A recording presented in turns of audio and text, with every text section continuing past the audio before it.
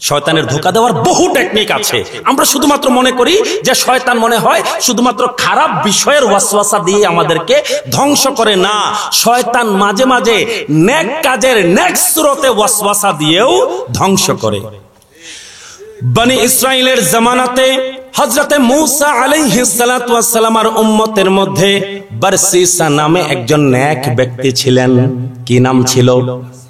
বারসিসা নামে একজন নেক ব্যক্তি ছিলেন। ইবাদত বন্দেগীর জন্য পুরা কওমের মধ্যে তিনি বিখ্যাত ছিলেন, ফেমাস ব্যক্তি ছিলেন, আবেদ ছিলেন, জাহেদ ছিলেন, মুত্তাকি ছিলেন, আল্লাহওয়ালা ছিলেন। সারা রাত্র জেগে তিনি ইবাদত বন্দেগী করতেন, ইলমের জন্য, ইবাদত বন্দেগীর জন্য। তখনকার সময়ে বারসিসা অনেক বেশি বিখ্যাত ছিলেন। ওই কওমের মূসা নবীর উম্মতের মধ্যে দুইজন মানুষ বারসিসার একদম প্রতিবেশী হিসেবে তারা থাকতেন। ওই দুইজন মানুষ জিহাদে যেতে চাইলেন। কোথায় যেতে চাইলেন? জিহাদে যেতে চাইলেন। ওই দুইজন বারসিসার প্রতিবেশী দুইজন ব্যক্তি যারা মূসা আলাইহিস সালাতু ওয়াস সালামের উম্মতের অন্তর্ভুক্ত, তারা জিহাদে যাবেন। মূসা নবী জিহাদের ডাক দিয়েছেন। কিসের ডাক দিয়েছেন? জিহাদের ডাক দিয়েছেন। ওই দুইজন জিহাদে যাবেন। কিন্তু ওই দুইজন ব্যক্তির খুবই সুন্দরী একটা বোন ছিল। কি ছিল? সুন্দরী একটা বোন ছিল। ওই দুইজন চিন্তা করলো, আমাদের মাও নাই, বাবাও নাই, রক্তের সম্পর্কের কোনো আত্মীয় স্বজন নাই, এই সুন্দরী বোনটাকে একা একা ঘরে রেখে আমরা যদি জিহাদে যাই তার ইজ্জত নষ্ট হবে, তার আবরু নষ্ট হবে, এইটা কখনোই হতে পারে না। কি করব কি করব চিন্তা করতে করতে ওই দুই ভাই বারসিসার কাছে গেল। কার কাছে?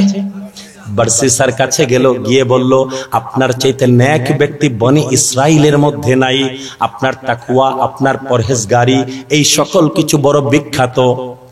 আমরা চাই আমরা যখন জিহাদে থাকব তখন আমার সুন্দরী বোনটার আপনি একটু দেখাশোনা করবেন। কি করবেন? দেখাশোনা করবেন। আমার বোনটার ইজ্জত আবরু যেন নষ্ট না হয়। আমরা আল্লাহর রাস্তায় জিহাদ করার জন্য যাচ্ছি। হে বারসিসা, আপনি তো বড় মুত্তাকি, পরহেজগার, আল্লাহওয়ালা মানুষ, আপনাকে সবাই মহব্বত করে, ভালোবাসে। বারসিসা বললেন, না আমি পারবো না, এটা অনেক বড় ফিতনা হয়ে যাবে, অনেক বড় পরীক্ষা হয়ে যাবে, আমি এই পরীক্ষায় হয়তো বা পাশ নাও করতে পারি। তোমার বোন সুন্দরী, যদি শয়তান এসে আমাকে ওয়াসওয়াসা দেয়, আমি যদি নিজেকে কন্ট্রোল না করতে পারি, আমার দ্বারাই তোমার বোনের ক্ষতি হয়ে যেতে পারে। কিন্তু তারপরও ওই দুই ভাই আল্লাহর দোহাই দিল, আল্লাহর রাস্তায় জিহাদ করতে যাচ্ছি, আল্লাহর দোহাই লাগে, হে বারসিসা, বনি ইসরাইলের মধ্যে আপনি ছাড়া আর কাউকে আমরা বিশ্বস্ত মনে করি না। দয়া করে আপনি শুধুমাত্র আমার বোনের দিকে একটু খেয়াল রাখবেন। সে ঘর থেকে বের হবে না, সে ঘর থেকে বের হবে না, আপনার সামনে আসবে না। শুধুমাত্র আপনি একটু খাবার রেডি করে তার ঘরের দরজার মধ্যে রেখে আসবেন। সে ঘর থেকে বের হয়ে সেই খাবার সে নিয়ে যাবে। লক্ষ্য রাখবেন কেউ যেন সেই ঘরে প্রবেশ না করে। সুবহানাল্লাহ। বারসিসার মধ্যে তখন শয়তান এসে ওয়াসওয়াসা দেওয়া শুরু করলো। কি করলো? শয়তান এসে ওয়াসওয়াসা দেওয়া শুরু করলো যে তুমি তো অনেক বড় নেককার, পরহেজগার, আল্লাহওয়ালা, দেখো এরা জিহাদ করার জন্য যাচ্ছে, আল্লাহর রাস্তায় জিহাদ করতে যাচ্ছে। এখন এই দুইটা মানুষের বোনকে তুমি যদি শেল্টার না দাও, কাল হাসরের দিনে আল্লাহ সুবহানাহু ওয়া তাআলার সামনে তুমি কোন চেহারা নিয়ে দাঁড়াবে? আল্লাহর রাস্তায় জিহাদ করতে যাচ্ছে, তোমার উপরে ওয়াজিব তাদেরকে সাহায্য করা। তুমি এই দায়িত্ব নাও। এই দায়িত্ব যদি না নাও তাহলে তুমি কাল হাসরের দিনে আল্লাহর কাছে তোমার জবাবদিহিতা করতে হবে। শয়তান নেক্সট রতে এসে বারসিসাকে কি করলো? ধোঁকা দিতে লাগলো। বারসিসা সেই ধোঁকার মধ্যে পড়ে গেলেন। চিন্তা করলেন আসলেই তো তারা আল্লাহর রাস্তায় জিহাদ করতে যাচ্ছে, আর আমি যদি তাদেরকে সাহায্য না করি তাহলে এটা আল্লাহর কাছে আমি কি জবাব দিব? বারসিসা রাজি হয়ে গেলেন। ওই দুই ভাই জিহাদে চলে গেলেন। বারসিসা ওই সুন্দরী তার দুইজন সেই মুজাহিদের বোনের লোক আফটার করতে লাগলেন, দেখাশোনা করতে লাগলেন। প্রতিদিন যখনই খাবার সময় হয়, খাবারের একটা প্লেট নিয়ে ওই মেয়ের ঘরের সামনে রেখে চলে আসেন। ওই মেয়ে, ওই বারসিসা যখন চলে যান, ওই মেয়ে জানালা দিয়ে দেখে। যখন তিনি চলে যান, সেই প্লেট সে এসে নিয়ে যায়, খাবার খায়। এইভাবে 15-20 দিন গেল। শয়তান আবার আসলো বারসিসাকে সেই ধোঁকা দিতে। কি দিতে? বার্সিসাকে ধোকা দেওয়ার জন্য আবার আসলো। হে বার্সিসা, মেয়েটা একা একা থাকে, হতে পারে তার কোনো সমস্যা হচ্ছে, তুমি যদি খোঁজ খবর না নাও তাহলে কিভাবে হবে? তোমার উপর এটা মানবতা, কি বলে মানবতা, উদারতা, তোমার মধ্যে হিউম্যানিটি নাই, মানবতা নাই তোমার মধ্যে। এখন কিন্তু অনেকেই মানবতার নামে ধোকা দেয়। কি করে? মানবতা, মানবতা, উদারতার নামে ধোকা দেয়। তো শয়তান এসে মানবতা শিখাচ্ছে বার্সিসাকে। তো তোমার তো উচিত তাকে একবার জিজ্ঞেস করা। আজকে 15-20 দিন হয়েছে তার 2টা ভাই জিহাদে গিয়েছে, সে কোন অবস্থায় আছে, কোনো কিছু লাগবে কিনা, কোনো সমস্যা কিনা একটু জিজ্ঞেস করো। বার্সিসা আবারও সেই ধোকার মধ্যে পড়ে গেল। যেই জিজ্ঞেস করতে গিয়েছে, জিজ্ঞেস করে একটা কথা, 2টা কথা, আস্তে আস্তে আস্তে আস্তে 2 জনের মধ্যে বরফ গলে গেল। হয় কিনা যুবকদের এমন? যুবকেরা, এই নারীর, পরনারীর এই ধোঁকা থেকে বের হয়ে আসেন। ভাইবার, হোয়াটসঅ্যাপ, ফেসবুক, মেসেঞ্জার, কত কিছু যে বের হয়েছে এখন ছেলের সাথে মেয়ের যোগাযোগের জন্য, আমাদেরকে নষ্ট করার জন্য, আমাদের তরুণদেরকে, আমাদের যুবকদেরকে, আমাদের তরুণী যুবতী মা বোনদেরকে নষ্ট করার জন্য এখন আর ঘরে ঘরে গিয়ে যোগাযোগ করতে হয় না, ঘরের ভেতরে বসেই যোগাযোগ হয়ে যায়।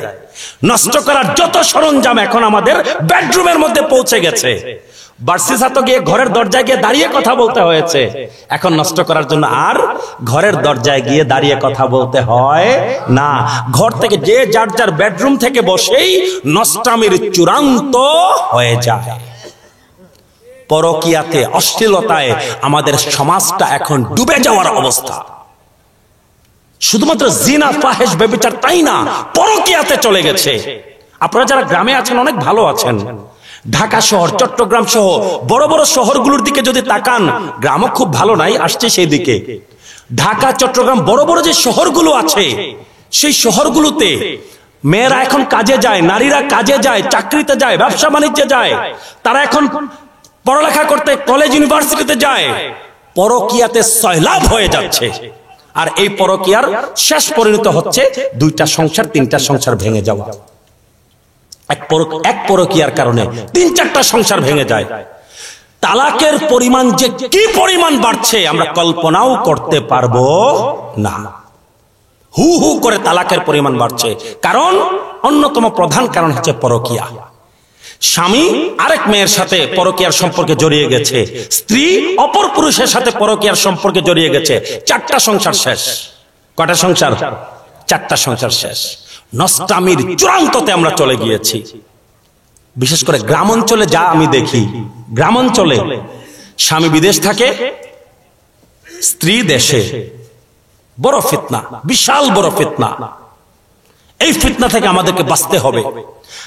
কোন একজন মা ও বোনের স্বামী যদি বিদেশে থাকে, সৌদি আরব, দুবাই, কাতার, ওমান, যেই দেশেই থাকেন, আপনার উপরে আবশ্যক আপনার স্বামীর ইজ্জত আব্রু রক্ষা করা। আপনি যদি আপনার নিজেকে যদি কোন অশ্লীল ফাহেশ কাজের সাথে যদি জড়িয়ে নেন, আপনি আপনার আমানতের খেয়ানত করছেন। কোন মুখে কাল হাসরের দিনে আল্লাহ সুবহানাহু ওয়া তাআলার সামনে আপনি দাঁড়াবেন? আমাদের আদর্শ, আমাদের মা ও বোনদের আদর্শ, সাইয়্যিদা ফাতেমাতুজ জাহরা সালামুল্লাহি আলাইহা, দয়াল নবীজির কলিজার টুকরা কন্যা, তিনি হচ্ছেন আমাদের মা ও বোনদের আদর্শ। কোথায় ওনার আখলাক, কোথায় ওনার চরিত্র, আর আজ কোথায় আমাদের মুসলিম মা ও বোনদের চরিত্র? হযরতে মা ফাতেমাতুজ জাহরা সালামুল্লাহি আলাইহা রাদিয়াল্লাহু তাআলা আনহা ইন্তেকালের আগে ওসিয়ত করে গেছেন মৌলা আলী শেরে খুদাকে, হে আলী, যদি আমি ইন্তেকাল করি আমাকে রাতের আধারে তুমি দাফন কাফন করবে। কেন? দ্বিতীয় কোন পর পুরুষ যেন আমি ফাতেমাকে না দেখে। এটা হচ্ছে পবিত্রতা, এটা হচ্ছে পবিত্রতা। এই পর্দা, আব্রু, যত কিছু আছে এই পবিত্রতা অর্জনের জন্যই দেয়া হয়েছে। পর্দা, আব্রু, বুরখা, এই সকল কিছু আপনাকে আপনার স্বাধীনতাকে নষ্ট করার জন্য নয়, বরং আপনাকে সম্মান, ইজ্জতের সাথে সমাজে মাথা উঁচু করে দাঁড়ানোর জন্য এই পর্দা, আব্রুর ব্যবস্থা দেয়া হয়েছে। ইজ্জত সম্মানের সাথে যেন আপনি থাকতে পারেন, শয়তানের ধোঁকা যেন আপনাকে নষ্ট না করতে পারে। শয়তানের কুপ্ররোচনা যেন আপনাকে নষ্ট না করতে পারে। এই পর্দার ব্যারিয়ার থেকে আপনি যেদিন বের হয়ে যাবেন সেদিন মনে করবেন আপনি ধ্বংসের পথে এক পা দিয়ে দিয়েছেন। এই পর্দা আবরু থেকে যেদিন বের হয়ে যাবেন। এখন সবচেয়ে বড় ফিতনা হয়ে দাঁড়িয়েছে এই হোয়াটসঅ্যাপ, ভাইবার, মেসেঞ্জার, ইমো, আরো কত কিছু যে বের হয়েছে নাম জানা অজানা। দেশে বিদেশে পরকীয়া। এখন স্বামী থাকে বিদেশ, সে হয়তো তার রুমে তার মোবাইলটা রেখে গিয়েছে, স্ত্রী দেশ থেকে ফোন দিয়েছে, আরেকজন কেউ ফোন ধরেছে, এক কথায় দুই কথায় শুরু হয়ে গেছে অশ্লীলতা। এক কথায় দুই কথায় অশ্লীলতা শুরু হয়ে গেছে, পরকীয়ার সিলসিলা শুরু হয়ে গেছে। সাবধান, নিজেদেরকে ধরে রাখতে হবে। যুবকেরা যারা আছেন আপনাদের জন্য, তরুণেরা যারা আছেন, যুবতীরা, তরুণীরা, নবী করিম সাল্লাল্লাহু আলাইহি ওয়াসাল্লাম আপনাদের জন্য সুসংবাদ দিচ্ছেন। যুবকেরা সুসংবাদ শুনতে রাজি? অবিবাহিত যুবক যারা আছেন সুসংবাদ শুনতে রাজি? দেখি কে কে রাজি, হাত তুলেন তো দেখি। মাশাআল্লাহ, মারহাবা, হাত নামান। নবী করিম সাল্লাল্লাহু আলাইহি ওয়াসাল্লাম আপনাদের জন্য সুসংবাদ দিচ্ছেন। যদি নফসের ধোঁকা, শয়তানের প্রতারণা, এই কাম ষড়রিপুর মধ্যে অন্যতম প্রধান, এই কাম রিপুকে আপনি যদি বশ করতে পারেন, যদি অন্য কোন পর নারী আপনাকে যদি অশ্লীল রাস্তায় ডাকে, যদি কোন নারীকে কোন পর পুরুষ অশ্লীল রাস্তায় যদি ডাকে, নবী করিম সাল্লাল্লাহু আলাইহি ওয়াসাল্লাম বলছেন সাবআতুন ইউযিল্লুহুমুল্লাহু ফি যিল্লিন ইয়াওমা লা যিল্লা ইল্লা যিল্লু। জোরে জোরে সুবহানাল্লাহ। নবীজি বলছেন 7 প্রকারের মানুষ যাদেরকে আল্লাহ সুবহানাহু ওয়া তাআলা আল্লাহর আরশের ছায়ার নিচে ছায়া দান করবেন, যেদিন আল্লাহর আরশের ছায়া ভিন্ন আর কোন ছায়া থাকবে না। এখন সূর্য কতটুকু দূরে আছে? স্কুল কলেজ ইউনিভার্সিটিতে যারা পড়েন জবাব দিতে পারার কথা। আমরা তো হুজুর মানুষ, সায়েন্স বেশি পড়ি নাই। সায়েন্স যারা পড়েছেন, যুবক তরুণ অনেকেই আছেন, সূর্য কতটুকু দূরে এখন?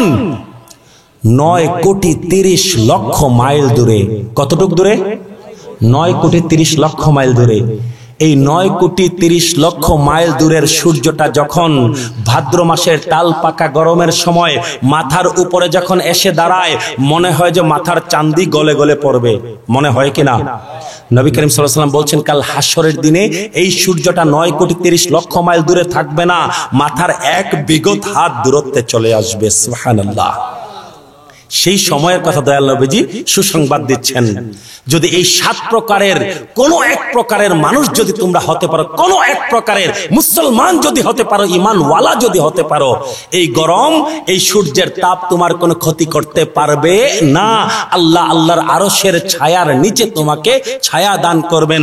তার মধ্যে অন্যতম প্রধান হচ্ছে সেই যুবক, যেই যুবককে কোনো একজন সুন্দরী নারী, কোনো একজন সুন্দরী মেয়ে যখন তাকে কুপ্রস্তাব দেয়, আর সেই যুবক যদি বলে ইন্নী আখাফুল্লাহ, নিশ্চয় আমি আমার আল্লাহকে ভয় করি, তোমার সেই কুপ্রস্তাবে আমি সাড়া দেব না।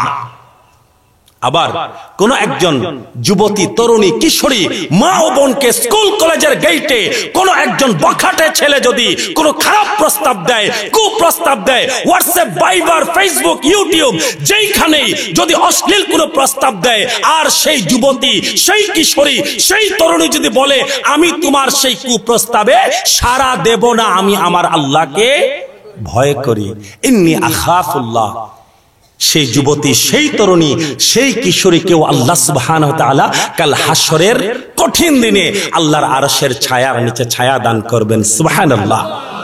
যেখানে ছিলাম বারসিসা, আস্তে আস্তে আস্তে আস্তে বরফ গলে গেছে।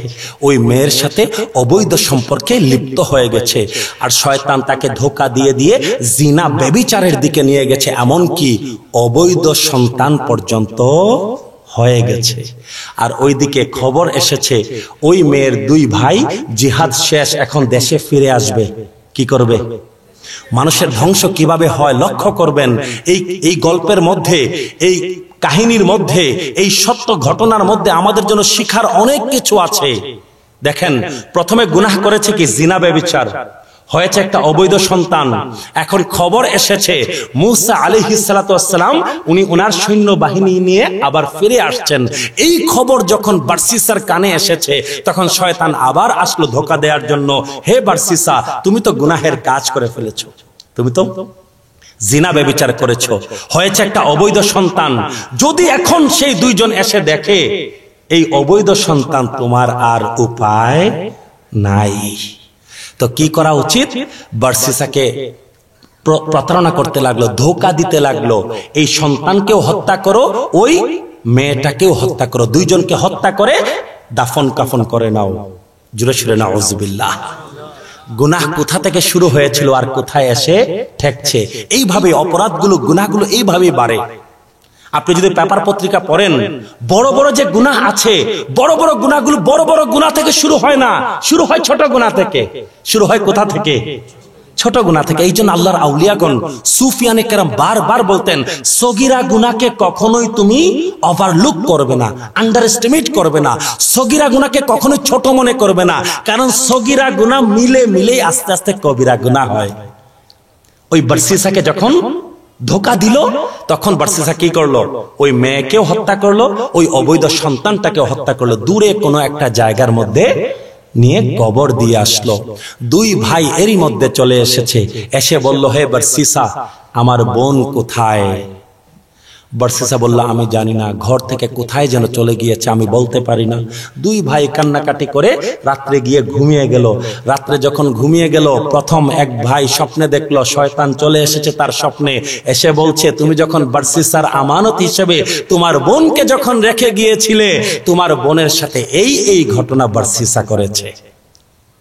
দেখেন, প্রথমে বার্সিসাকে ধ্বংস করেছে, তারপর আবার স্বপ্নে এসে সেই শয়তান পুরো ঘটনাও দেখাচ্ছে, তাকে ফাঁসিয়েও দিচ্ছে।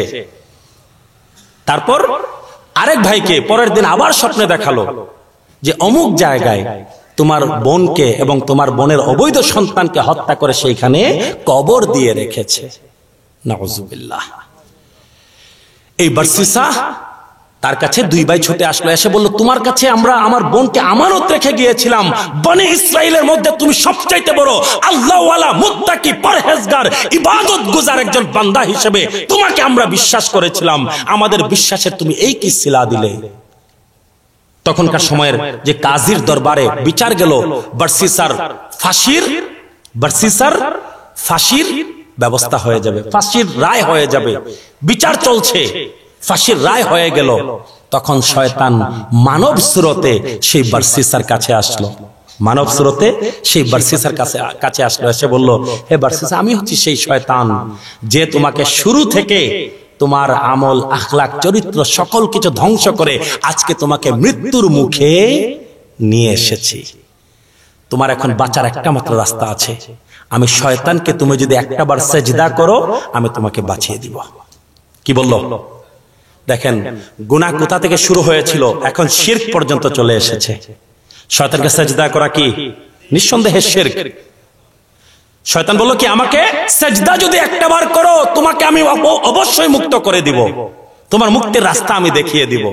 বার্সিসা ডান বাম উপর নিচ কোনো কিছু চিন্তা না করে শয়তানকে সেজদা করে দিল। শুরু হয়েছিল সগীরা গুনাহ থেকে, এসে শেষ হলো শিরকের মধ্যে। জুড়ে সুরে নাউজুবিল্লাহ। শয়তান বলে, তোমাকে ধ্বংস করা আমার শেষ, এখন যাও তোমার ফাঁসির মঞ্চে গিয়ে তুমি ঝুলতে থাকো, আমার যা করার আমি করে ফেলেছি।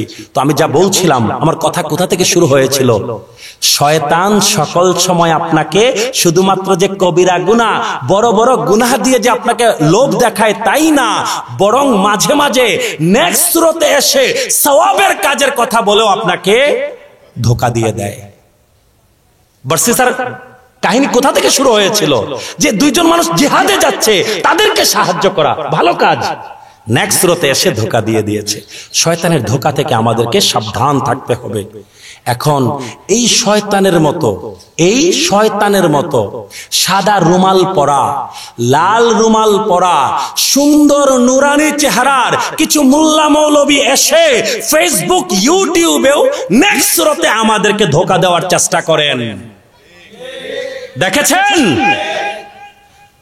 তাদের কথা, তাদের আচার আচরণ, তাদের চলাফেরা, উঠা বসা, মুখে খালি সহি হাদিস, মুখে কি খালি সহি হাদিস, সহি হাদিস ছাড়া কোনো কথা নাই, মুখে সহি হাদিসের কথা। চেহারা খুব নুরানি সুন্দর, মাথার মধ্যে রুমাল দেয়া, মুখে দয়াল নবীজির দাড়ি, দয়াল নবীজির সুন্নত দাড়ি, আপনার আমার যতটুকু দাড়ি না তার চাইতে বেশি দাড়ি, আপনার আমার কোরআন তেলাওয়াত যতটা শুদ্ধ তার চাইতে বেশি শুদ্ধ, আপনার আমার নামাজ যতটুকু না আছে তার চাইতে নামাজ তাদের মধ্যে বেশি। দয়াল নবীজি বলেছেন বুখারী মুসলিমের সহিহ হাদিস যে ও সাহাবীরা তোমাদের চাইতে বেশি ইবাদত তারা করবে, কিন্তু জেনে রাখো তাদের এই সকল ইবাদত বন্দেগী সকল কিছু তাদের এই কণ্ঠনালী পার হয়ে তাদের এই অন্তরে প্রবেশ করবে না। এরা হচ্ছে যুল খুয়াইসরা আত-তামিমির বংশ। এরা কারা? বুখারী শরীফের সহিহ হাদিসের ভাষায় এরা হচ্ছে যুল খুয়াইসরা আত-তামিমির বংশ। ইবাদত বন্দেগীর কোনো শেষ নাই, কিন্তু যখনই দয়াল নবীজির শান মান মর্যাদা, নবীর আদব, নবীর তাজিম, নবীর ভালোবাসা, এই সকল কিছুর কথা যখনই আসে তখনই দেখবেন তারা শিরক আর বেদাতের গল্প শুরু করে দেয়। তখন খালি মুখ থেকে খালি শিরক বেদাত, শিরক বেদাত, আর কিছু বের হয় না। এরা হচ্ছে সেই শয়তানের এজেন্ট যারা নেক্সট সুরতে এসে আমাদের ঈমান, আমল, আখলাক সকল কিছুকে ধ্বংস করে দিচ্ছে। তাদের এজেন্ডা একটা, আর কোনো এজেন্ডা নাই। নবী করিম সাল্লাল্লাহু আলাইহি ওয়াসাল্লামের মুহাব্বত, ভালোবাসা, তাজিম, নবীর আহলে বায়াত, নবীর পাক পাঞ্জাতন খুলাফায়ে রাশিদিন, সাহাবায়ে কেরাম, আজওয়াজে মুতাহহারা এবং আল্লাহর মাহবুব আউলিয়াগণ যাদের কাছ থেকে আমরা ঈমান ইসলাম পেয়েছি, আল্লাহর আউলিয়াগণ সুফিয়ানে কেরাম যাদের কাছ থেকে আমরা ইসলাম পেয়েছি, তাদের কাজই হচ্ছে এই সবার কাছ থেকে আমাদেরকে ডিসকানেক্টেড করা, তাদের থেকে দূরে সরিয়ে দেয়া, আর কোনো উদ্দেশ্য নাই।